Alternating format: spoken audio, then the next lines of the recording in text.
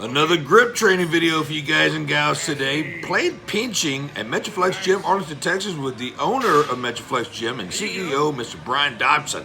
We didn't start out, we didn't record our first few sets because it was so light, but we went up to a few nickels here. We've got 5 at the first part of the video where you see Mr. Brian Dobson crushing it with intensity. He's got one of the best grips I've had the pleasure of working with a long time.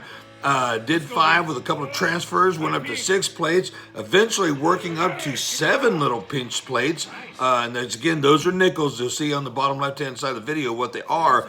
And it's not a lot of weight, but when you spread your hands really wide, you see our forearms working extremely hard just to keep the plates pinched together. Now, the secret here, or the key here, is to have the smooth sides out so you can't grip the lips, okay? It's real easy if you got the lips. But again, it is hard to keep them pressed together tight enough to keep them from sliding out in the middle, where you'll see he and I both dropped some of the plates when we were getting fatigued. Start out with a couple of nickels, going to 3, 4, 5, 6, up to 7. And of course, our hands aren't wide enough to get our hands around the 8. So you go ahead and change up to dimes, or in our case, we went straight to the quarters because we were already burned out. A couple of quarters are pretty easy.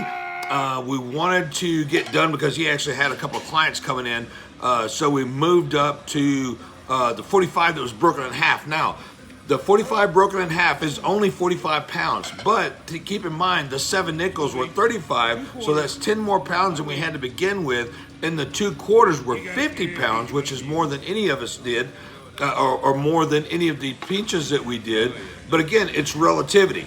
So obviously, you can grab a dumbbell that weighs 100, 150, even 200 pounds and pick it up with ease because of the grip. Now, when you start spreading out the nickels and the dimes and the quarters and the 45s, depending on how wide your hands get versus the actual weight that you're utilizing, it really makes a huge difference. Now, I would recommend this to any person trying to work on their grip.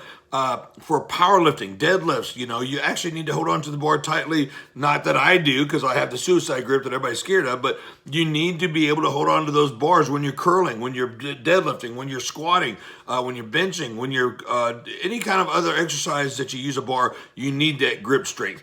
It's functional. If you're a farmer, if you're an office worker, anything that you use your hands with, you're going to need to have strength. So this grip training is really functional.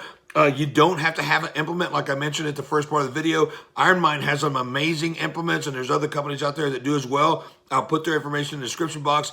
Please go check it out, and check out the playlist that I'm going to put in there for grip training, because there's several of the videos that I have done in the past that I will be redoing in the future. Appreciate you guys watching. Until next time, 10 City Rules, train hardcore, keep working that grip, and we'll see you next video.